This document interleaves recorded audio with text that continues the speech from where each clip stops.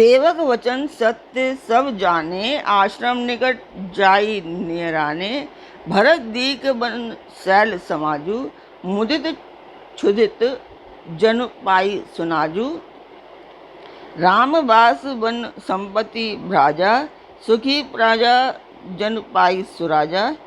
सचिव विरागु विवेकु नरेशु, विपिन सुहावन पावन देशु। नमस्कार व्यूअर्स, और आप सब लोग कैसे हैं? आशा करती हूँ आप सब लोग अच्छे होंगे, स्वस्थ होंगे। तो स्वागत करती हूँ मैं आप सभी का अपने इस कार्यक्रम रामचरितमानस के अयोध्या कांड पाठ में। आप सब लोगों ने मेरा चैनल सब्सक्राइब किया या नहीं? जिन लोगों ने सब्सक्राइब किया है उनके लिए एक थैंक्स, और जिन लोगों ने सब्सक्राइब नहीं किया है वो सभी लोग सब्सक्राइब करें। और आप लोग देख रहे हैं, मैं देख रही हूँ, और उसके आप लोग बस सब्सक्राइब नहीं करते हैं तो सब्सक्राइब अवश्य कीजिए। तो चलते हैं आज के पार्ट पर। हमने कल तक जाना था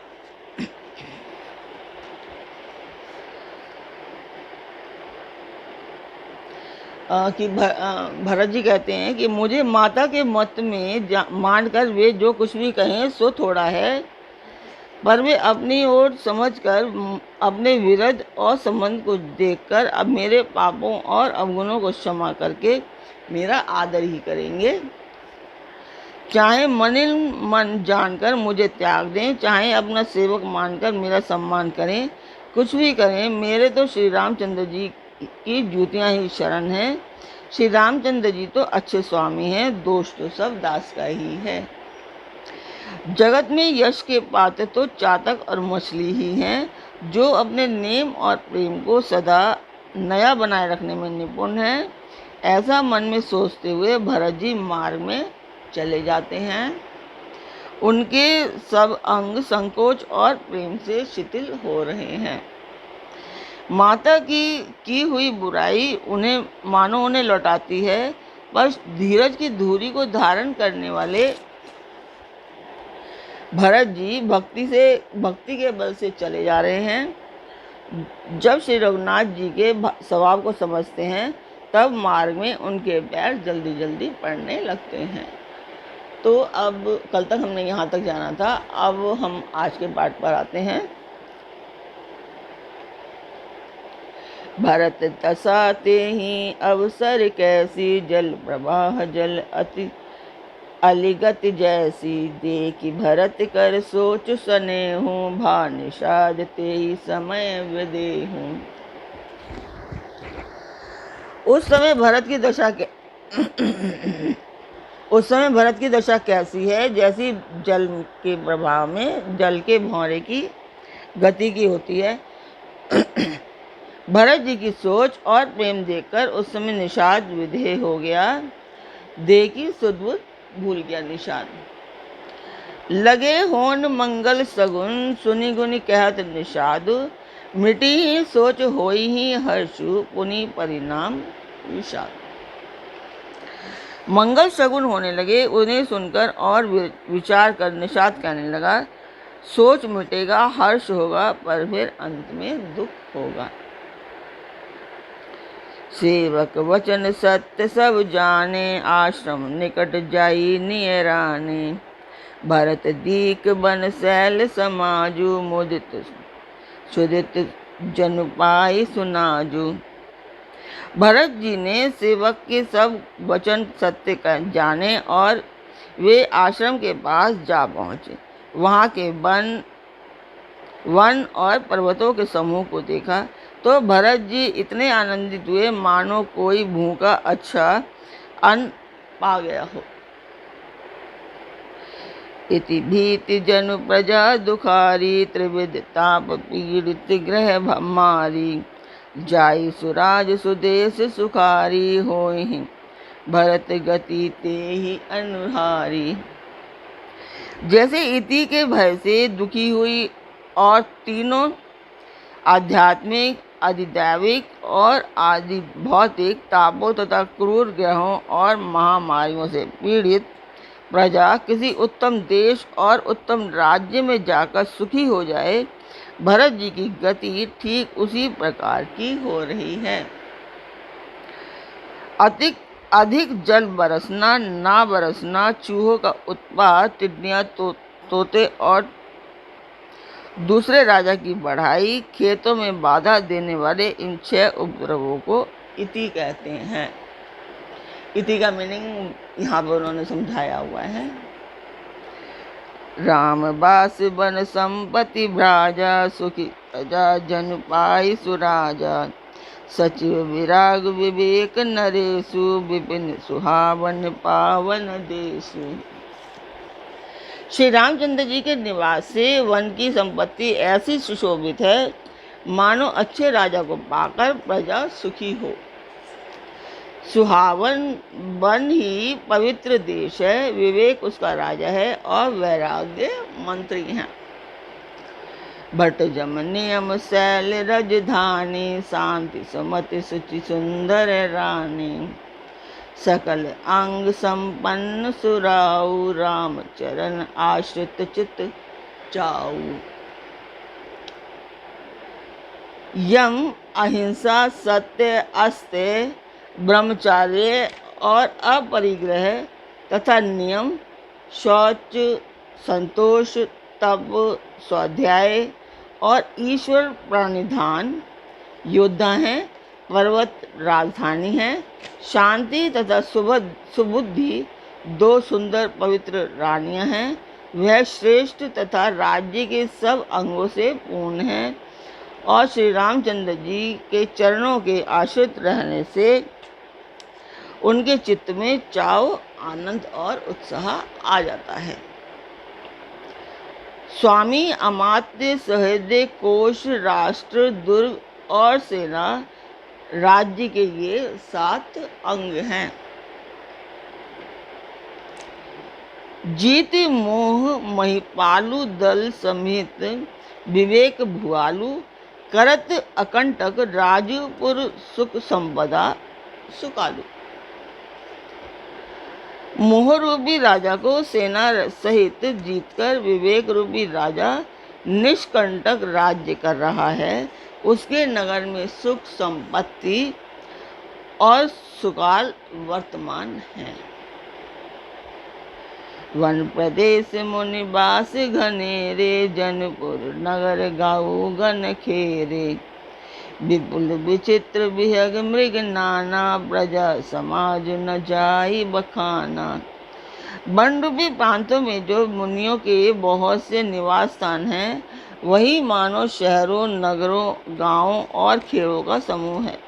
बहुत से विचित्र पक्षी और अनेकों पशु ही मानव प्रजाओं का समाज है, जिसका वर्णन नहीं किया जा सकता। खगें करी हरि बाग बराहा, देखी महिष वृक्ष साज सराहा, बयरु बिहाई चरही एक संगा, जहाँ तहाँ मनहु सेन चतुरंगा। गैंडा, हाथी, सिंह, बाघ, सुअर, भैंसे और बैलों को देखकर राजा के साज को सराहना ही बनता है। ये सब आपस का बैर छोड़कर जहाँ तहाँ एक साथ विचरते हैं। यही मानो चतुरंगिनी सेना है। झरना झरही मत गज गाजही, मनहु निशान विविधि विधि बाजही, चक चकोर चातक सुख पिन गन, कूचत मंजु मराल मुदित मन। पानी के झरने झर रहे हैं और मतवाले हाथी चिंगाड़ रहे हैं। वे ही मानो वहाँ अनेकों प्रकार के नगाड़े बज रहे हैं। चकवा, चकोर, पपीहा, तोता और कोयलों के समूह और सुंदर हंस प्रसन्न मन से कूच कर रहे हैं। तो मैं जिस मंदिर का वर्णन आप लोगों से करती हूँ वही उसका वीडियो मैं डाल रही हूँ। जैसे मैं हर वीडियो के बीच में डाल देती हूँ, तो उसको आप देखिए और बताइए कमेंट बॉक्स में कि आपको मंदिर कैसा लगा और मेरा पाठ कैसा लग रहा है। आप लोग सब्सक्राइब नहीं कर रहे हैं तो सब्सक्राइब कीजिए। जो लोग सब्सक्राइब कर रहे हैं, सब्सक्राइब किया है जिन्होंने, उनको एक थैंक्स। और जिन्होंने सब्सक्राइब नहीं किया है वो लोग सभी सब्सक्राइब करें, लाइक एंड शेयर करें, और अपने परिवार और मित्रगणों को भी सब्सक्राइब करने के लिए कहिए। तो जो मंदिर की वीडियो है वो मैं वीडियो डालती हूँ, आप लोग मुझे बताएं कमेंट बॉक्स में।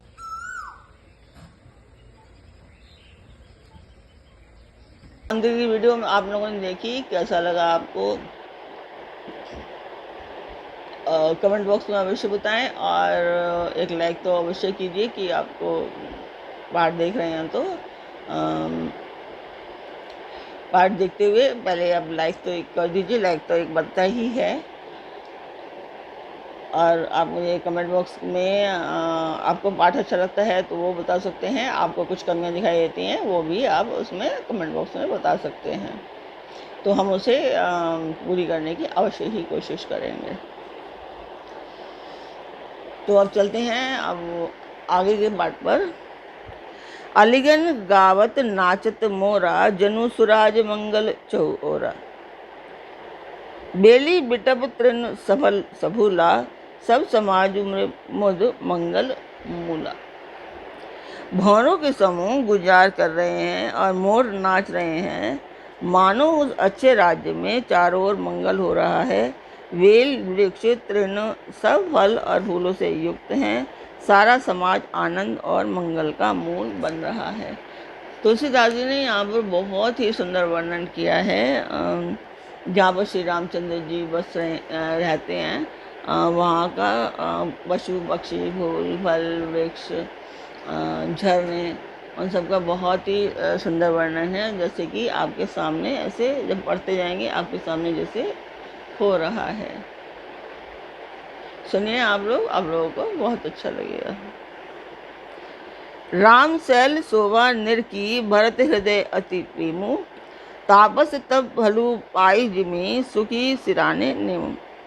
श्री राम जी पर्वत की शोभा देखकर भरत जी के हृदय में अत्यंत प्रेम हुआ, जैसे तपस्वी नियम की समाप्ति होने पर तपस्या का फल पाकर सुखी होता है। तो ये मास पारायण का 19वां विश्राम खत्म होता है, 20वां शुरू होता है, और नव प्रायण का 4था विश्राम खत्म होता है, और ये 5वां शुरू होता है। जो लोग रामायण देखते हैं या बड़े जानते हैं उनके लिए मैं बता रही हूँ ये। तब केवट उच्च चढ़ी धाई, कयउ भरत सन भुजा उठाई। नाथ देखई ही विप्रभ विशाला, पाखरी जम्मू रसाल तमाला। तब केवट दौड़कर ऊंचे चढ़ गया और भुजा उठाकर भरत जी से कहने लगा, हे नाथ, ये जो पाकर जामुन आम और तमाल के वृक्ष विशाल वृक्ष दिखाई देते हैं, जिन्हें तर वर्ण है मध्य बट सोहा, मंजु विशाल देखी मनमोहा। नील सगन पल्लव भल लाला, अविरल छाह सुखद सब काला। जिन श्रेष्ठ वृक्षों के बीच में एक सुंदर विशाल बड़ का वृक्ष सुशोभित है, जिसको देखकर मन मोहित हो जाता है, उसके पत्ते नीले और सघन हैं, उसमें लाल फल लगे हैं, उसकी घनी छाया सब ऋतुओं में सुख देने वाली है। मान होती मेरे अरुणमय राशि, बिरच विधि संकेली सुषमासी। तरु सरित समीप गोसाई, रघुवर परन कुटी जहाँ छाई। मानो ब्रह्मा जी ने परम शोभा को एकत्र करके अंधकार और लालिमामयी राशि से रच दी है। हे गोसाई, यह वृक्ष नदी के समीप है, जहाँ श्री राम की पर्णकुटी छाई है। तुलसी तरवर विविध सुहाए, कहूँ कहूँ सिंह कहूँ लखन लगाए। बट छाया वेदी का बनाई, सिय निज पानी सरोज सुहाई। वहाँ तुलसीदास जी के बहुत से सुंदर वृक्ष सुशोभित हैं, जो कहीं कहीं सीता जी ने और लक्ष्मण जी ने लगाए हैं। इस बड़ की छाया में सीता जी ने अपने कर कमलों से सुंदर वेदी बनाई है। जहाँ बैठी मुनिगण सहित नित्य सिए राम सुजान, सुनहि कथा इतिहास सब आगम निगम पुराण। जहाँ सुजान श्री राम सीताराम जी मुनियों के बिंद समेत बैठकर नित्य शास्त्र वेद और पुराणों के सब कथा इतिहास सुनते हैं। सखा वचन सुनि बिटब निहारी, उमगे भरत बिलोचन बारी। करत प्रणाम चले दो भाई, कहत प्रीति सादर सकुचाई। सखा के वचन सुनकर और वृक्षों को देखकर भरत जी के नेत्रों में जल उमड़ आया। दोनों भाई प्रणाम करते हुए चले। उनके प्रेम का वर्णन करने में सरस्वती जी भी सकुचाती हैं। हर्षै निरखी राम पद अंका, मानहु पारसु पायउ रंका। रज सिर धरी ही है नयन ही लावही, रघुवर मिलन सरिस सुख पावही। श्री रामचंद्र जी के चरण चिन्ह देखकर दोनों भाई ऐसे हर्षित होते हैं मानो दरिद्र पारस पा गया हो। वहाँ की रज को मस्तक पर रखकर हृदय में और नेत्रों में लगाते हैं और श्री रघुनाथ जी के मिलने के समान सुख पाते हैं। देखी भरत गति अकत अतीवा, प्रेम मगन मृग खग जड़ जीवा। सखहि सनेह बिबस मक भूला, कहीं सुपंत सुर बरसहि भूला। भरत जी की अत्यंत अनिर्वचनीय दशा देखकर वन के पशु पक्षी और जड़ वृक्ष आदि जीव प्रेम में मगन हो गए। प्रेम के विशेष वश होने से सखा निषाद राज को भी रास्ता भूल गया। तब देवता सुंदर रास्ता बतलाकर फूल बरसाने लगे। निरखी सिद्ध साधक अनुरागे, सहज स्नेह सराहन लागे। होत न भूतल भाव भरत को, अचर सचर चर अचर करत को। भरत के प्रेम की इस स्थिति को देखकर सिद्ध और साधक लोग भी अनुराग से भर गए और उनके स्वाभाविक प्रेम की प्रशंसा करने लगे कि यदि इस पृथ्वी तल पर भरत का जन्म अथवा प्रेम ना होता तो जड़ को चेतन और चेतन को जड़ कौन करता। तो आज का पाठ हम यहीं पे पूर्ण करते हैं। कल फिर मिलेंगे एक नए पाठ में। तब तक आप लोग अपना ध्यान रखिए और सब्सक्राइब करना ना भूलिए। मेरा चैनल सब्सक्राइब अवश्य कीजिए और लाइक और शेयर भी कीजिए और अपने परिवार को और मित्रगणों को भी अवश्य सब्सक्राइब और शेयर करने के लिए कहिए। मेरे चैनल को बहुत सारा प्यार दीजिए। आप लोगों के प्यार की बहुत ज़्यादा ज़रूरत है। सब्सक्राइब कीजिए और कल फिर मिलते हैं एक नए पार्ट में, एक नई उमंग, एक नई तरंग के साथ। तब तक के लिए नमस्कार।